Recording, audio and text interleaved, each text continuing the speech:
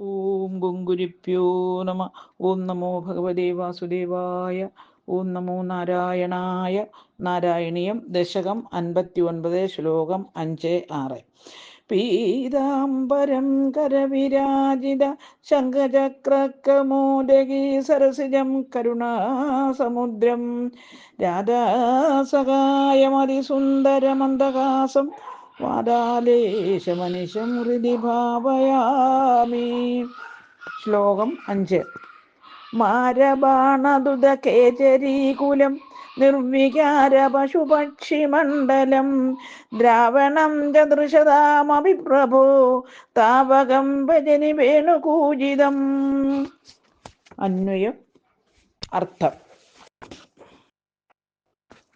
പ്രഭു, നാഥ, താവകം അങ്ങയുടെ, വേണുകൂജിതം മുരളീരവം, മാരബാണ ദുദഖേജരീകുലം കാമബാണങ്ങൾ കൊണ്ട് തുളയ്ക്കപ്പെട്ട ഗഗനസഞ്ചാരിണികളുടെ കൂട്ടത്തോടു കൂടിയതും, നിർവികാര പശുപക്ഷിമണ്ഡലം വികാരരഹിതമായ പശുക്കൾ പക്ഷികൾ ഇവയുടെ കൂട്ടത്തോടു കൂടിയതും, ദൃശതാമപി കല്ലുകൾക്ക് പോലും ദ്രാവണം അലിവുണ്ടാകുന്നതുമായ വ്യജനി ഭവിച്ചു. ഹരിവും. സാരം: അങ്ങയുടെ വേണുനാദം ആകാശചാരിണികളായ അപ്സരസുകളെയും പശു പക്ഷി മൃഗാദികളെയും ആകർഷിക്കുന്നതും കലിനെയും അലിയിക്കുന്നതുമായിരുന്നു. ഹരിവും. ഓം ഗുങ്കുരിപ്യോ നമ. ഓം നമോ ഭഗവതേ വാസുദേവായ. ഓം നമോ നാരായണായ. ശ്ലോകം 6.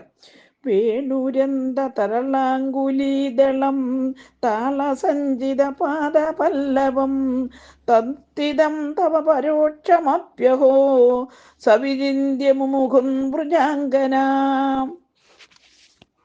അന്വയം. അർത്ഥം: വൃജാംഗന ഗോപവനിതകൾ.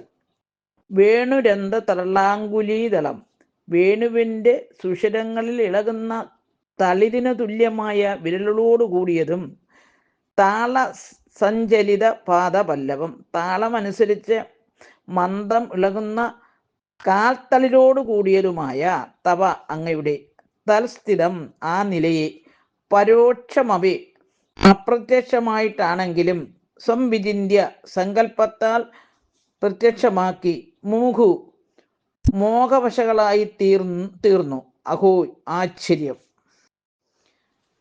സാരം: അതിമനോഹരമായ നില കൈക്കൊണ്ട് മധുരമായി വേണുനാദം പൊഴിച്ച് കാലുകൊണ്ട് താളം പിടിക്കുന്ന ഭഗവാൻ അപ്രത്യക്ഷനാണെങ്കിലും സങ്കല്പത്തിലൂടെ പ്രത്യക്ഷപ്പെടുത്തി ആനന്ദ അതിരേകത്തിൽ ഗോപവനിതകൾ ലയിച്ചു. ഹരിവും.